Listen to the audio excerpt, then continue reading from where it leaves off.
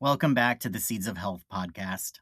In part one, we explored Stephen Harold Buhner's version of the heart as something far more than a pump, a primary organ of perception, a center of intelligence, a way of knowing the world. If that heart is the central instrument of our being, then today we're talking about its finest tuner, the most loyal companion in the plant kingdom, the hawthorn tree. Across Europe and North America for centuries, hawthorn has been the undisputed queen of heart herbs. It wasn't just medicine, it was folklore, magic, and hedge medicine. It grew along the boundaries of fields and villages, thorny and protective, bearing white blossoms in the spring and red berries in the autumn. And today, it's one of the most rigorously researched herbs on the planet for cardiovascular support. Let's start with tradition because it's so revealing. In Western herbalism, hawthorn is called a food for the heart. Not a strong drug, not a quick fix, but a gentle, long term tonic. Something you take the way you might eat well or sleep deeply. Physically, it was used for the weak heart, shortness of breath, and poor circulation. But energetically, herbalists also reached for it when someone was carrying a broken heart, long held grief, or had built walls around themselves emotionally. They saw it strengthening the heart's resilience on every level, the physical and the felt. That dual nature is remarkable, and it turns out modern science has a lot to say about why it works. The strongest clinical evidence we have for hawthorn is in chronic heart failure. Multiple studies and meta-analysis show that standardized hawthorn extract taken consistently over months can significantly improve symptoms, things like exercise tolerance, fatigue, and shortness of breath.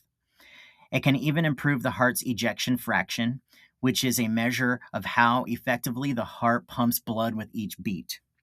It's not a small thing. That's the heart working better. It's considered a highly valuable supportive therapy alongside conventional care. It also shows real promise for mild hypertension. This is largely thanks to compounds that help relax and dilate blood vessels, primarily by stimulating the production of nitric oxide in the blood vessel walls, and its rich cocktail of antioxidants, specifically flavonoids and oligomeric procyanids. Protects the delicate lining of our blood vessels and the heart muscle itself from oxidative damage. This is the kind of deep, long-term preventative action that makes it a true tonic rather than a treatment. So how does it actually work? It's a mastery of synergy. Its compounds work together, not one isolated chemical doing one isolated job, but a whole community of plant constituents working in concert. Together, they improve blood flow to the heart muscle itself, enhance the heart's metabolic efficiency, gently strengthen the force of contraction, and protect the entire cardiovascular system from wear and damage. It's a regulator, not a stimulant. It doesn't force the heart to work harder. It helps it work smarter. How do you use it?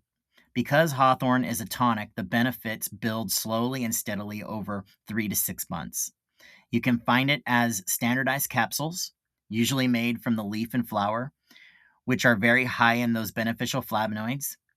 You can also use tinctures, which are alcohol extracts often made from the berry, or you can simply enjoy a delicious berry tea or syrup. And honestly, that's a beautiful way to take your medicine. But, and I want to be very clear about this, safety first.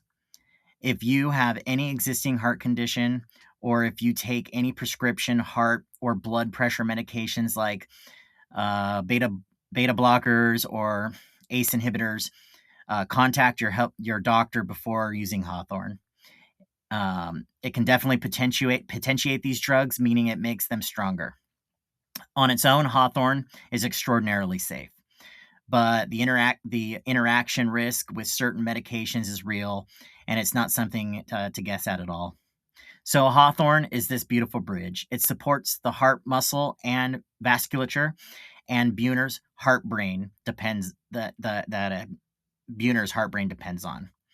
While its traditional use aligns perfectly with nurturing the heart as a sensitive perception organ. It's the herb for the whole heart, the pump, and the perceiver. But the plant kingdom offers other wonderful heart allies as well, each with a unique personality and a specific kind of help to offer. In our third and final part, we'll take a quick and insightful tour of 3 more powerful heart herbs: the calming motherwort, the soothing linder, and the pungent powerhouse garlic. How do they compare to hawthorn when you might choose one over the other? If you're finding this series valuable, please like and subscribe. It helps the channel grow. Drop a comment below if you've ever used hawthorn. What was your experience? And let me know what other herbs you'd love to explore. Thanks for watching. Here's to the heart and all its intelligence.